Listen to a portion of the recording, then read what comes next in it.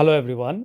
इस वीडियो में हम लोग डिस्कस करेंगे एक ऐसे स्टॉक के बारे में जिसका नाम तो है हैप्पीएस्ट माइंड्स, बट ये मोस्टली अपनी इन्वेस्टर्स को सैड करके रखी है क्योंकि लास्ट बहुत दिनों से ये स्टॉक एकदम नहीं चल रहा है, कंटिन्यूसली नीचे आता जा रहा है और अभी करेंटली अपने 52 वीक्स लो के बहुत ही पास है। तो हम इस वीडियो में आपको एग्जैक्ट रीज़न बताएंगे कि ये स्टॉक क्यों नहीं चल रही है और आपको ये भी बताएंगे कि क्या ये स्टॉक चल सकती है और अगर चल सकती है तो टारगेट क्या हो सकता है। पूरा डिटेल में एनालिसिस करेंगे तो वीडियो को पूरा ज़रूर देखिए, इससे आपका ही प्रॉफिट जुड़ा हुआ है। ये हमारे आईटी स्टॉक एनालिसिस सीरीज़ का 3rd वीडियो है। आप आई बटन पे क्लिक करके हमारा आईटी स्टॉक का प्लेलिस्ट देख सकते हैं। हम बहुत ही डिटेल में स्टॉक्स का, आईपीओस का एनालिसिस करते हैं और हम जितना आसान भाषा में आपको एनालिसिस करके बताते हैं वो शायद ही आपको और किसी चैनल में देखने को मिले। हम इतना मेहनत करते हैं फिर भी आप में से ज़्यादातर लोग हमारे चैनल को सब्सक्राइब ही नहीं करते, तो हमारे चैनल को सब्सक्राइब ज़रूर कीजिए क्योंकि हम इस चैनल में जैसा इन्फॉर्मेशन देते हैं वो आपको किसी और चैनल में नहीं मिलेगा।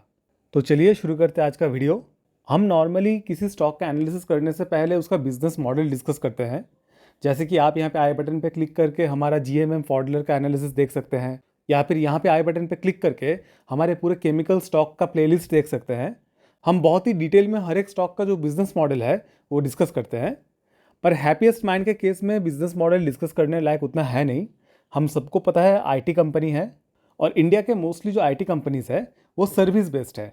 इंडिया के IT companies including happiest minds USA के जो आईटी कंपनीज है उनको सपोर्ट प्रोवाइड करती है। तो अभी हम स्टॉक का फंडामेंटल्स देख लेते हैं। करंट प्राइस चल रहा है 793, मार्केट कैप है 12,000 करोड़ के आसपास, स्टॉक पी चल रहा है 49.8, आरओसी है 27.4% का, आरओई है 28.9% का, डेट टू इक्विटी है 0.39, पीजी रेशियो है 0.79।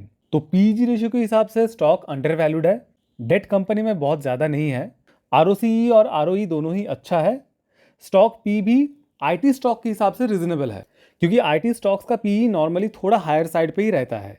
अभी अगर हम ग्रोथ के बारे में बात करें तो ईपीएस ग्रोथ 3 साल में -4.83% है, 5 साल में 34.5% है, सेल्स ग्रोथ 3 साल में 24% है और 5 साल में 24.6% है। तो सेल्स ग्रोथ तो कंपनी का अच्छा है, ईपीएस ग्रोथ 5 साल में बहुत ही अच्छा है, पर लास्ट 3 साल में ईपीएस ग्रोथ जो है वो नेगेटिव में चल रहा है और यही मेन रीज़न है जिसकी वजह से स्टॉक नहीं चल रहा है और इसके बारे में हम थोड़ी देर बाद एकदम डिटेल में डिस्कस करेंगे।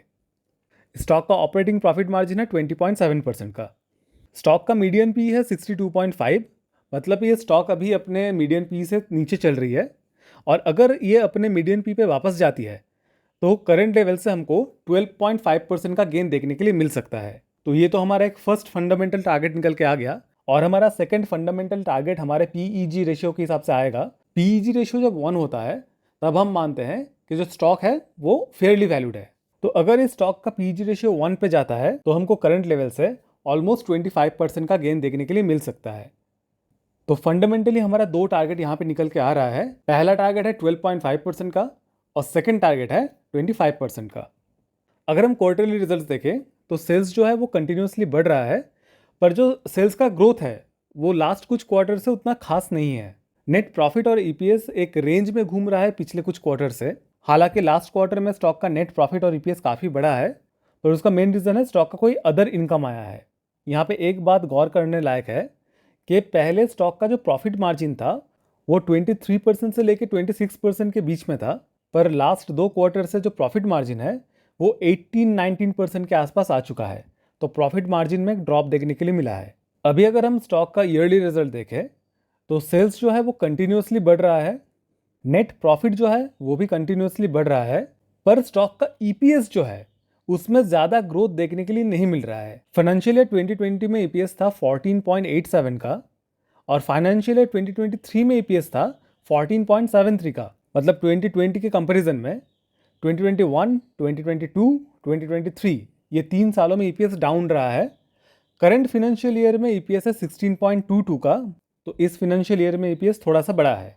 अभी अगर हम कंपाउंडेड ग्रोथ देखें तो 10 साल में सेल्स ग्रोथ है 35%, प्रॉफिट ग्रोथ है 21%, 5 साल में सेल्स ग्रोथ है 25% एंड प्रॉफिट ग्रोथ है 63%, 3 साल में सेल्स ग्रोथ है 24% एंड प्रॉफिट ग्रोथ है 37%। और 3 साल में स्टॉक प्राइस CAGR है 13%।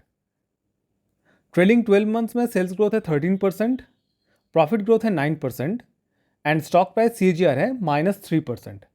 तो स्टॉक का सेल्स ग्रोथ अच्छा है और स्टॉक प्राइस जो है वो अपने ग्रोथ के हिसाब से हमको अंडर वैल्यूड देखने के लिए मिल रहा है। अभी अगर हम शेयर होल्डिंग पैटर्न देखें तो प्रमोटर्स का स्टेक 50.24% है, FIS का स्टेक 5.05% है, DIS का स्टेक 2.41% है, पब्लिक का स्टेक 40.20% है और अदर्स में स्टेक 2.1% है। तो पब्लिक का स्टेक इस स्टॉक में बहुत ही ज़्यादा है और इसी वजह से ये स्टॉक नहीं चल रहा है। अगर आप पूछेंगे कि पब्लिक का स्टेक ज़्यादा होने से स्टॉक क्यों नहीं चल रहा है, तो हम नंबर ऑफ शेयर होल्डर्स अगर देखें तो समझ आएगा। मार्च 2021 में जहाँ पे नंबर ऑफ शेयर होल्डर्स थे 2,06,000 के आसपास, वही दिसंबर 2023 में शेयर होल्डर्स हैं 7,36,000 के आसपास। मतलब शेयर होल्डर्स ऑलमोस्ट 3.5 टाइम्स हो चुके हैं, क्योंकि स्टॉक में number of share holders with in 3 years 3.5 times हो गए हैं, पर स्टॉक का जो सेल्स ग्रोथ है वो उतना नहीं बढ़ा है। तो टेक्निकली जब तक ये स्टॉक के नंबर ऑफ शेयर होल्डर्स कम नहीं होते तब तक ये स्टॉक का चलना मुश्किल है। अभी अगर हम टेक्निकल चार्ट देखें तो हमको एक काइंड ऑफ डिसेंडिंग ट्रायंगल बनते हुए दिख रहा है। अगर stock price weekly time frame में 780 के नीचे जाके सस्टेन करता है तो हमें इस स्टॉक में 200 से लेकर 350 पॉइंट्स का फॉल देखने के लिए मिल सकता है। अगर ये स्टॉक 780 के नीचे आती है तो टारगेट निकल के आ रहा है 530 के आसपास और स्टॉक का जो मेजर सपोर्ट है वो 522 के आसपास है। तो अगर आप इस स्टॉक में इन्वेस्टेड है तो स्टॉक प्राइस को थोड़ा फॉलो करते रहिएगा। पर हाँ, ये चार्ट अभी नीचे की तरफ नहीं टूटा है, तो अभी इस चार्ट के बेसिस पे कोई भी डिसीजन ना ले। अगर ये स्टॉक कोई भी तरफ मूव करती है तो हम आपको वीडियो बना के ज़रूर बताएंगे, इसीलिए हमारे चैनल को सब्सक्राइब ज़रूर करके रखें। अगर अभी हम फंड हाउसेस का रिपोर्ट देखें तो करंट टाइम में हमको 3 रिपोर्ट्स एक्टिव देखने के लिए मिल रहे हैं। पहला है HDFC सिक्योरिटीज़ का, जिनका टारगेट है 935 का, मतलब इनके हिसाब से ये स्टॉक यहाँ से करीब करीब 18% ऊपर जा सकती है। सेकंड रिपोर्ट है एक्सिस डायरेक्ट का, इन्होंने टारगेट दिया है 1100, मतलब इनके हिसाब से ये स्टॉक अपसाइड में 38% तक जा सकती है।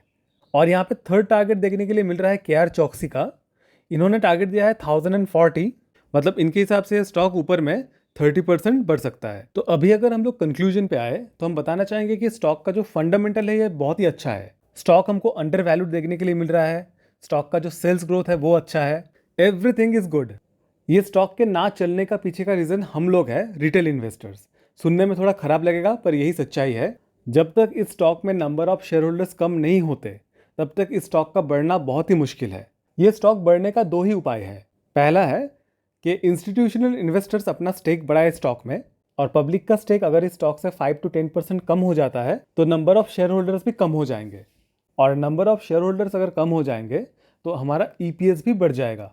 तो ये हुआ एक उपाय।